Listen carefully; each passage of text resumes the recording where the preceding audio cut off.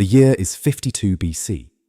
We are in Gaul, the land that will one day be France, marching with the most formidable military machine the ancient world has ever produced, a legion of the Roman army under the command of Julius Caesar in the middle of the long and brutal conquest of the Gallic tribes. You are not a general. You are not an officer. You are an ordinary legionary, one of around 5,000 men in a legion, one soldier among the tens of thousands Caesar has led into this vast, dangerous, unconquered land. Your world is mud, sweat, marching, digging, fear, boredom, discipline, and, occasionally, the screaming chaos of battle. Today, we are going to live the real daily life of a Roman soldier on campaign. What you carry, what you eat, how you march, how you camp, how you fight, and how you survive in the army that conquered the world. This is not the glory of the history books. This is the lived, exhausting, dangerous reality of the men who actually did the conquering, one footstep, one shovelful, one battle at a time. Using advanced AI trained on Caesar's own detailed account of the Gallic wars, the archaeology of Roman military equipment and camps, the surviving Roman military manuals, and the work of historians of the Roman army, we have reconstructed the life of the legionary on campaign. The first thing to understand is the sheer weight of what you carry, for the Roman soldier was, above all, a beast of burden.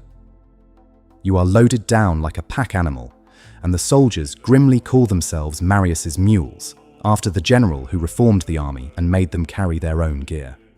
On the march, you carry an astonishing load.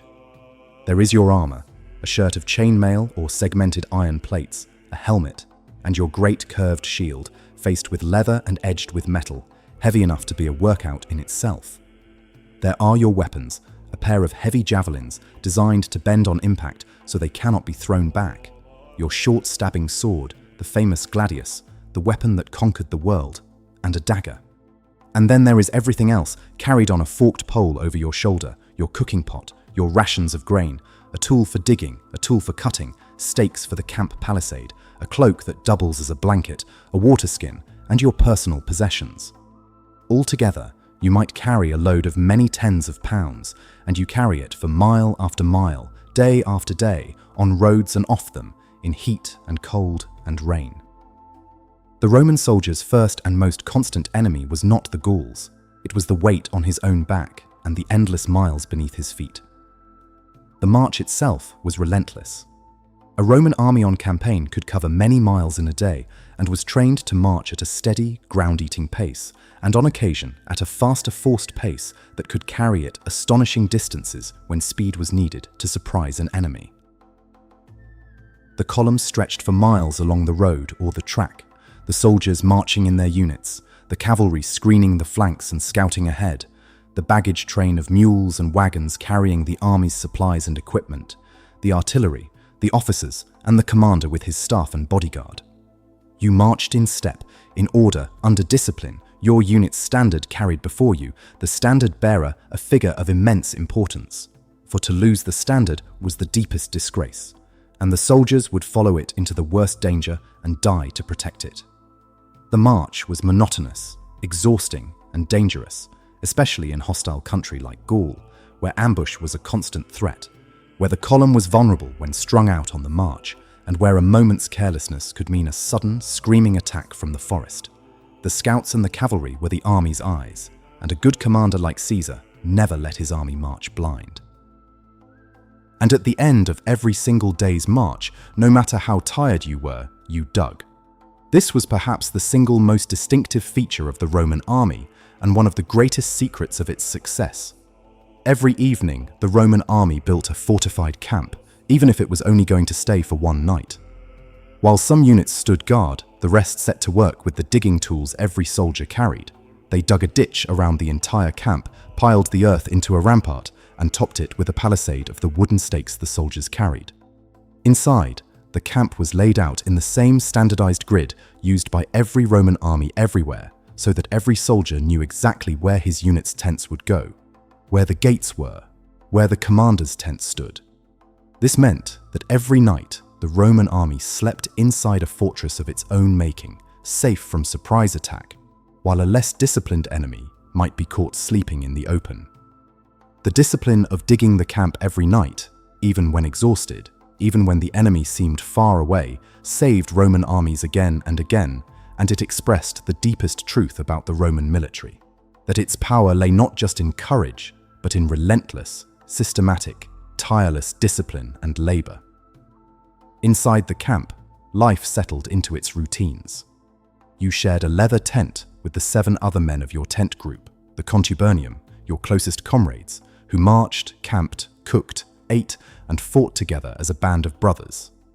Your food on campaign was built around grain, mostly wheat, which the army carried in bulk and which the soldiers ground, mixed, and cooked themselves into bread, porridge, and hardtack.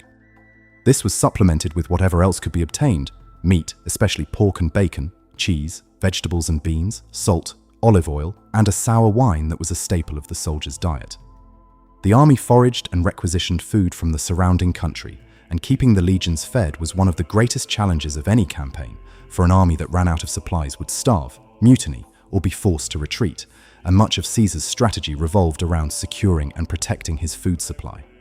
In camp, you also maintained your equipment, sharpened your sword, repaired your gear, stood your turns at guard duty, and, when the army stayed in one place, drilled and trained, for the Roman army trained constantly, even on campaign, its discipline and skill maintained by endless practice.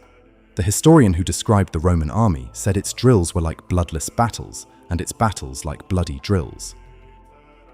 And then there was battle, the terrifying climax toward which all the marching and digging and training was directed. When the army met the enemy in open battle, you took your place in the line, in your unit, shield locked with your comrades on either side. The Roman battle line was a thing of disciplined, flexible order, arranged in multiple lines so that fresh troops could relieve the exhausted ones, a system that gave the Romans a crucial advantage in the grinding, draining work of close combat. As the enemy charged, you and your comrades would, at the command, hurl your heavy javelins in a deadly volley, the iron heads punching through shields and bodies and throwing the enemy charge into disorder.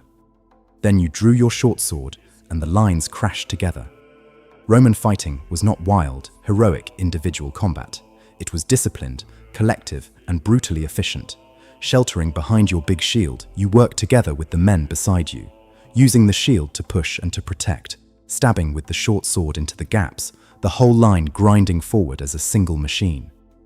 The Romans relied on discipline, organization, and the relentless pressure of the trained line to break enemies who were often individually braver or stronger, but lacked the Roman cohesion. Battle was chaos, terror, deafening noise, blood, and exhaustion, and survival depended on the man beside you, on your training and on holding the line. To break and run was death, to hold together was victory. Why did men endure this brutal life? For a mix of reasons that the Roman system understood very well.